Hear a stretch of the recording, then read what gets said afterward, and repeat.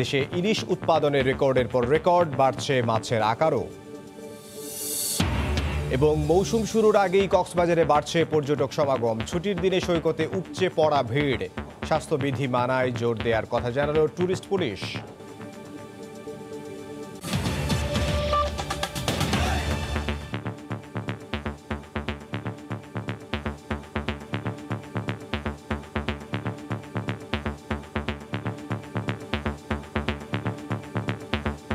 দেশে ইলিশ উৎপাদনের রেকর্ডের পর রেকর্ড হচ্ছে, সেই সাথে বাড়ছে মাছের আকারও। গত এক দশকে শুধুমাত্র এই অঞ্চলে আহরণ করা হয়েছে 37,25,000 মেট্রিক টন ইলিশ মাছ। বিস্তারিত জানাচ্ছেন কমল দে। ইলিশকে জাতীয় মাছ হিসেবে স্বীকৃতি দেওয়া হলো, এ নিয়ে বাস্তবধর্মী গবেষণা একেবারে কম। বিশ্ব খাদ্য সংস্থা 1953 সাল থেকে ইলিশ মাছ নিয়ে তথ্য সংগ্রহ করলো। এই তালিকায় বাংলাদেশ যুক্ত হয় 1984 সালে। গত 67 বছরে বিশ্বে সংগৃহীত 1,25,00,000 মেট্রিক টন ইলিশ মাছের মধ্যে 36 বছরে বাংলাদেশে উৎপাদন হয়েছে 97 লাখ মেট্রিক টন। গঙ্গা ব্রহ্মপুত্র মেঘনা অববাহিকা, এটার এই অঞ্চলটা ইলিশের খাদ্যকণা বা খাদ্যচক্র এবং আবাসস্থল হিসাবে অত্যন্ত উপযুক্ত। মূলত 500 বর্গ কিলোমিটারের গঙ্গা ব্রহ্মপুত্র মেঘনা অববাহিকা ইলিশের মূল বিচরণ ক্ষেত্র, কিন্তু নানা জটিলতায় ডিমপাড়া সহ জীবনচক্রে নানা সমস্যায় পড়তে হচ্ছে ইলিশ মাছকে। তাই বিদ্যমান সমস্যাগুলো সমাধান করা না হলে মাছ আহরণের হার কমে আসতে পারে বলে শঙ্কা মৎস্য বিশেষজ্ঞদের। নদীতে ইলিশের পরিমাণ কম, অর্থাৎ নদীতে কম ঢুকছে, নদীর মুখ জাল দিয়ে বন্ধ করে ফেলা হয়েছে। তাহলে কাজেই নদীর মুখে অবশ্যই একটি করিডোর ইলিশের জন্য সারা বছরের জন্য খোলা রাখতে হবে, যেখানে কোনো জাল পাতা যাবে না। সাগরে ইলিশ মাছ ধরার উপর নির্দিষ্ট সময় নিষেধাজ্ঞা থাকায় গত 2 বছর ধরে বড় সাইজের ইলিশ মাছ জেলেদের জালে ধরা পড়ছে বলে মনে করেন এই মৎস্য কর্মকর্তা। 65 দিন কিন্তু সাগরে মাছ ধরা বন্ধ রাখছিলাম এবং কঠোরভাবে এটা মানা হয়েছে, যার জন্য মাছগুলো কিন্তু বড় হওয়ার সুযোগ পাইছে, যার জন্য আমরা এই বছর এত বড় বড় ইলিশ দেখতেছি বাজারে। তবে ইলিশের জন্য নিরাপদ স্থান নিশ্চিত করা না গেলে মিয়ানমারের ইরাবতী অববাহিকায় ইলিশ চলে যাওয়ার শঙ্কা বিশেষজ্ঞদের। আমরা এটা করতে ব্যর্থ হই, তাহলে কিন্তু ইলিশ তার নিজের মতো করেই তার আবাসভূমি সে পছন্দ করে নিবে, যেটা আমাদের জন্য অত্যন্ত দুর্ভাগ্যজনক হবে। 2019 সালে বাংলাদেশে আরোহণ হয়েছে 5,33,000 মেট্রিক টন ইলিশ মাছ। কমল দে, সময় সংবাদ, চট্টগ্রাম। মৌসুম শুরুর আগেই বিশ্বের দীর্ঘতম সমুদ্র সৈকতে ভিড় করতে শুরু করেছেন পর্যটকরা। সাপ্তাহিক ছুটির দিনে দেশের দূর দূরান্ত থেকে ছুটে আসা বিনোদন প্রেমীরা মেতেছেন সাগরে। পর্যটকদের করোনার নির্দেশনা মেনে চলার পাশাপাশি নিরাপত্তা জোরদার করা হয়েছে বলে জানিয়েছে ট্যুরিস্ট পুলিশ। বিস্তারিত জানাচ্ছেন সুজাউদ্দিন রুবেল। উত্তাল সাগর কিংবা বিশাল বিশাল ঢেউয়ে দেখা নেই সমুদ্র সৈকত কক্সবাজারে। আবহাওয়া অনেকটাই ভালো, তাই শান্তশীতল সাগরে সমুদ্র স্নানে মেতে উঠেছেন পর্যটকরা। শুধু সমুদ্র স্নান নয়, জেটস্কিতে চড়ে সমুদ্র উপভোগ, স্বজনদের নিয়ে প্রিয় মুহূর্তগুলো ক্যামেরার ফ্রেমে বন্দি করা কিংবা টিউব নিয়ে পানিতে ভেসে সময় কাটছে ভ্রমণ পিপাসুদের। পূর্ণিমার ব্লুমুনটা দেখার জন্যই আসলে মূলত আসা। শীতে তো করোনা বেড়ে যেতে পারে, তাই এখানে আবার এই সময়টায় আসা। দীর্ঘদিন পরে কক্সবাজার আবারও আসা সত্যিকার অর্থে খুবই মজা, খুবই ভালো লাগছে। পর্যটন মৌসুম শুরুর আগেই বিপুল সংখ্যক পর্যটকের আগমনে দারুণ খুশি সৈকতের ব্যবসায়ীরা। আগে তো লকডাউনের ক্ষেত্রে খুবই কষ্ট ছিল, এবং এখন লোকজন আসতে ভালো, এবং আমাদের ওয়াটার ব্যাগে মোটামুটি ব্যবসা ভালো হচ্ছে। আলহামদুলিল্লাহ, পর্যটক আগের চেয়ে অনেক ভালো, আগের চেয়ে অনেক ব্যবসা অনেক ভালো হইতেছে। প্রতিদিন 2-3 হাজার টাকা করে আমার ইনকাম হয়। আর লাইফগার্ড কর্মী ও ট্যুরিস্ট পুলিশ জানিয়েছে পর্যটকদের সমুদ্র স্নান এবং পর্যটন স্পটগুলোতে সার্বক্ষণিক নিরাপত্তা ব্যবস্থা জোরদার করা হয়েছে। এখন গোসল করার জন্য 100% নিরাপদ, তবে আমাদের কথা অনুযায়ী চললে নিরাপদ, আর যদি আমাদের কথার বাইরে চলে যায় তাহলে তো নিরাপদ নয়। আমরা পর্যটকদের নিরাপত্তার কথা বিবেচনা করে আমরা সার্বিক তৎপর অবস্থায় রয়েছি। নভেম্বর থেকে এপ্রিল পর্যন্ত 6 মাসকে পর্যটন মৌসুম হিসাবে গণ্য করেন ব্যবসায়ীরা। পর্যটন মৌসুমে কক্সবাজারে ভ্রমণে আসেন প্রায় 10 লাখের বেশি পর্যটক। সুজাউদ্দিন রুবেল, সময় সংবাদ, কক্সবাজার। দুপুরের সময় আরও থাকছে জয় নির্ধারণী অঙ্গরাজ্য ফ্লোরিডায় একই দিন প্রচারণায় ট্রাম্প বাইডেন বাকযুদ্ধে একে অপরকে ধরাশায়ী করার চেষ্টা, রেকর্ড নির্বাচনী ব্যয়।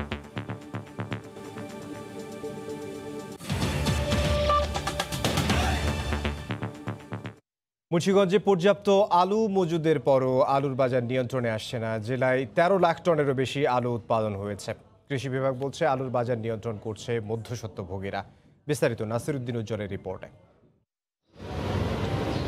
আলু উৎপাদনে শীর্ষ জেলা মুন্সিগঞ্জে আলুর দাম এখনো নিয়ন্ত্রণে আসেনি। হিমাগার গেট, পাইকারি ও খুচরা বাজার কোথাও সরকার নির্ধারিত মূল্যের বাস্তবায়ন নেই। তাই জেলা প্রশাসনের ভ্রাম্যমাণ আদালত মাঠে নেমেছে।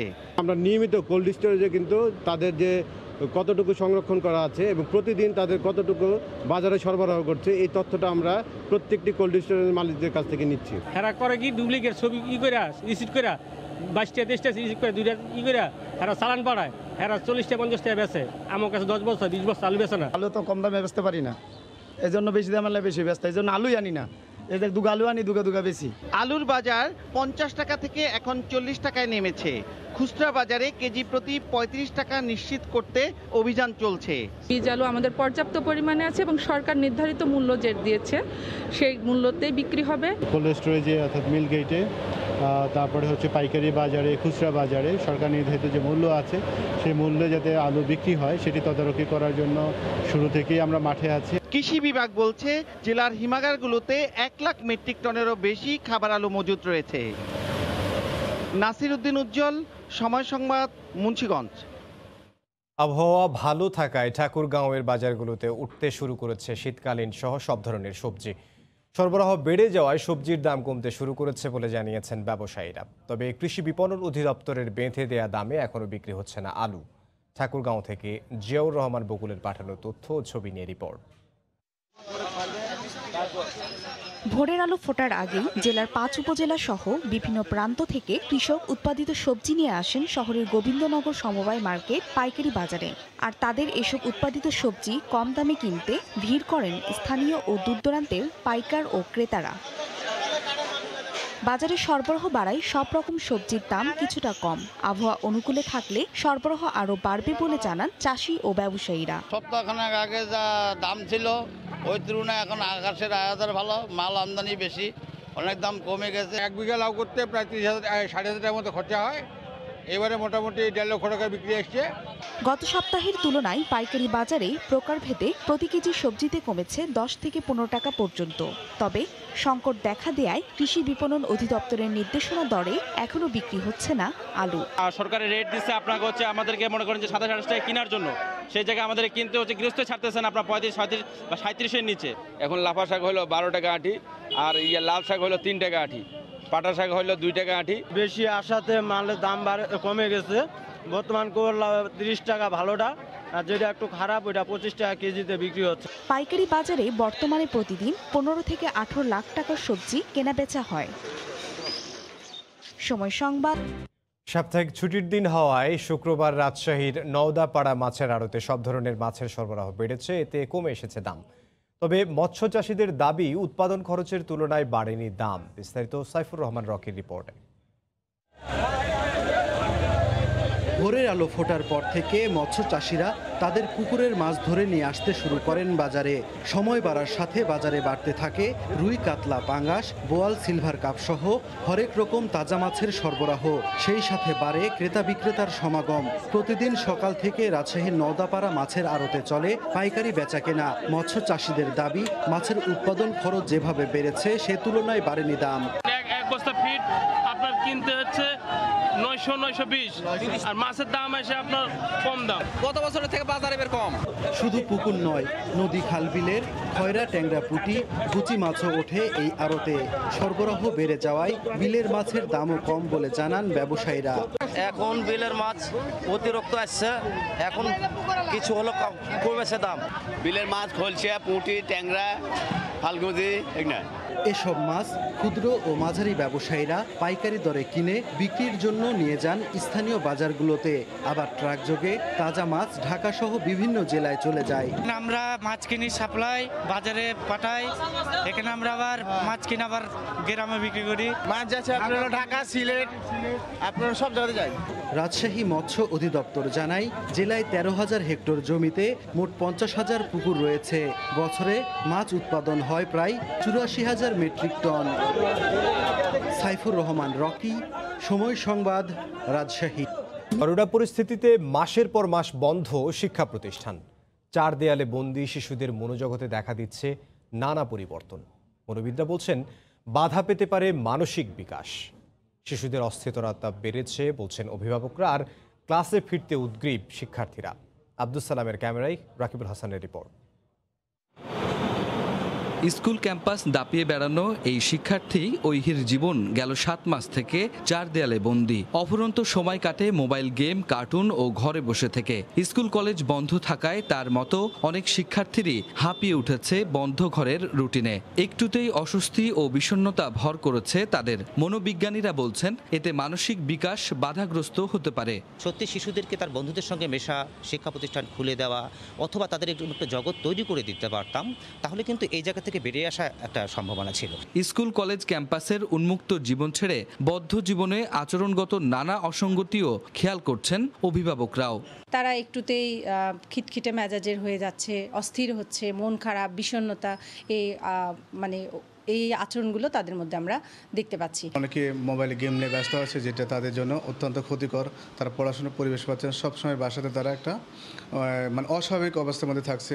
আর এমন 4 দেয়ালের জীবন ছেড়ে ক্লাসে ফিরে স্বাভাবিক পড়াশোনায় ফিরতে উন্মুখ শিক্ষার্থীরা। স্কুল মনে হচ্ছে স্বপ্নের জায়গা, খুব মিস করছি স্কুল। আমাদের ফ্রেন্ডদের সাথে কমিউনিকেশনটা ভালো হয়, এই জন্য স্কুল খুলুক সেটাই আমরা চাচ্ছি। স্কুলে গেলে আমরা প্রপার ডিসিপ্লিনের মধ্যে থাকি, আমরা প্রতিদিনের পর প্রতিদিন করি। 8 মাস আগে করোনা সংক্রমণে সব শিক্ষা প্রতিষ্ঠান বন্ধ হয়েছে। রাকিবুল হাসান, সময় সংবাদ, রাজশাহী। দেশের বাইরের খবর, মার্কিন নির্বাচনের খবর জানাবো। ফ্লোরিডায় জয় পাওয়া মানে প্রেসিডেন্ট পদে জয়, এমন তথ্যে বিশ্বাসী হয়ে বৃহস্পতিবার একই দিনে ফ্লোরিডায় 2 প্রার্থী জো বাইডেন ও ডোনাল্ড ট্রাম্প নির্বাচনী সমাবেশ করেছেন। বরাবরের মতো অভিযোগ পাল্টা অভিযোগে চেষ্টা করেছেন নির্বাচনী লড়াইয়ে এগিয়ে যেতে। ক্যালিফোর্নিয়ার লস অ্যাঞ্জেলেস থেকে বিস্তারিত জানাচ্ছেন লস্কর আল মামুন। মার্কিন নির্বাচনের আর মাত্র 5 দিন বাকি। ভোটের এই শেষ মুহূর্তে এসে দেশব্যাপী জাতীয় জনমত জরিপে প্রেসিডেন্ট ডোনাল্ড ট্রাম্পের চেয়ে 12% ব্যবধানে এগিয়ে আছেন ডেমোক্রেটিক দলের প্রার্থী জো বাইডেন। সম্প্রতি জরিপ ও বাজার গবেষণা সংস্থা SSRS পরিচালিত CNN-এর একটি নতুন জরিপে ট্রাম্প ও বাইডেনের জনমতের এই ব্যবধান লক্ষ্য করা গেছে। SSRS পরিচালিত CNN-এর এই জরিপটি 23 অক্টোবর থেকে 26 অক্টোবর পর্যন্ত পরিচালনা করা হয়। এমন প্রেক্ষাপটে জয় নির্ধারণী অঙ্গরাজ্য হিসেবে পরিচিত ফ্লোরিডায় একই দিন নির্বাচনী সমাবেশ করলেন 2 প্রতিদ্বন্দ্বী প্রার্থী জো বাইডেন এবং ডোনাল্ড ট্রাম্প। বরাবরের মতো একে অপরের বিরুদ্ধে তীব্র সমালোচনায় মেতে ওঠেন 2 নেতা। It's unconscionable that the Trump administration says it cares so much are deporting hundreds of Cubans and Venezuelans back to their dictatorships. Trump loves to talk, but he doesn't care about Cuban and Venezuelan people. অন্যদিকে যে কোনো সময়ের চেয়ে যুক্তরাষ্ট্রের অর্থনীতি অনেক বেশি শক্তিশালী দাবি করে ট্রাম্প বলেন এই ধারা অব্যাহত রাখতে ব্যবসা প্রতিষ্ঠান বন্ধের পক্ষে নন তিনি। No, it's very much bigger than any GDP we've ever had. You have to go back to the 1950s and then it's less than half. This is the greatest number, 33.1%. If you asked me 2 weeks ago, I would have said, I'll take 12%. 12% would have been very nice. Nobody ever heard of 12%. এবারের নির্বাচনী ব্যয় অতীত সকল record ছাড়িয়েছে বলে খবর প্রকাশ করেছে মার্কিন গণমাধ্যম নিউ ইয়র্ক টাইমস। প্রচার প্রচারণায় জমে উঠেছে যুক্তরাষ্ট্রের প্রেসিডেন্সিয়াল নির্বাচন। আগামী 3 নভেম্বর শেষে জানা যাবে কে হচ্ছে মার্কিন যুক্তরাষ্ট্রের প্রেসিডেন্ট। যুক্তরাষ্ট্রের হলিউড থেকে লস্কর আল মামুন, সময় সংবাদ। এদিকে এবারের মার্কিন প্রেসিডেন্সিয়াল নির্বাচনে বড় ফ্যাক্টর হতে পারেন মুসলিম ভোটাররা। বিশ্লেষকরা বলছেন মোট জনসংখ্যার মাত্র 1% হলেও দোদুল্যমান অঙ্গরাজ্যগুলোতে এবার মুসলিম ভোটাররা ভোটের ফলে বড় ব্যবধান ঘটতে পারেন। গ্রীষ্মে ইউনিভার্সিটি অব ক্যালিফোর্নিয়ার মার্কিন ইমিগ্রেশন পলিসি সেন্টারের এক জরিপে দেখা যায় দোদুল্যমান 2 অঙ্গরাজ্য অ্যারিজোনা ও জর্জিয়ায় বৃহৎ এক মুসলিম জনগোষ্ঠী আগের চেয়েও এবারের নির্বাচনে বেশি আগ্রহী। প্রতিদ্বন্দ্বিতাপূর্ণ 2 অঙ্গরাজ্যে 1,20,000 মুসলিম ভোটার ভোট দিতে পারেন বলে ধারণা করা হচ্ছে। মুসলমানদের ভোট দিতে আগ্রহী করতে এরই মধ্যে মাই মুসলিম ভোটের প্রচারণা শুরু হয়েছে। মোট জনসংখ্যার মাত্র 1% হলেও অ্যারিজোনা ও জর্জিয়ার পাশাপাশি প্রতিদ্বন্দ্বিতামূলক অঙ্গরাজ্য ফ্লোরিডা, মিশিগান, নর্থ ক্যারোলাইনা এবং পেনসিলভানিয়ায় প্রেসিডেন্ট নির্বাচনে বড় ভূমিকা রাখবে মুসলিম ভোটাররা। মুসলিম ভোটারদের অধিকাংশই ডেমোক্রেট সমর্থক। 2018 সালের ভোটকাস্ট অনুযায়ী প্রতি 10 জন ভোটারের মধ্যেই 8 জন ভোটার ডেমোক্রেট প্রার্থীকে সমর্থন দিয়েছেন। তাই এবারও রিপাবলিকান প্রার্থী ডোনাল্ড ট্রাম্পের চেয়ে এগিয়ে রয়েছেন ডেমোক্রেট প্রার্থী জো বাইডেন। মিশিগানে 2016 সালের ডেমোক্রেটের প্রাইমারি নির্বাচনের মতো এবারের নির্বাচনেও 2,70,000-এর বেশি মুসলিম ভোটার বড় ব্যবধান গড়তে পারেন। এবারও বর্ণবাদসহ বৈষম্যমূলক কর্মকাণ্ডের উপযুক্ত জবাব দিতে চান তারা। নির্বাচনে প্রতিদ্বন্দ্বিতামূলক অঙ্গরাজ্যগুলো মাথায় রেখেই মুসলিমদের পাশাপাশি সংখ্যালঘু অন্যান্য জনগোষ্ঠীর ওপর গুরুত্ব দিয়ে প্রচারণা চালাচ্ছেন ট্রাম্প ও জো বাইডেন। ওমর ইনান, সময় সংবাদ।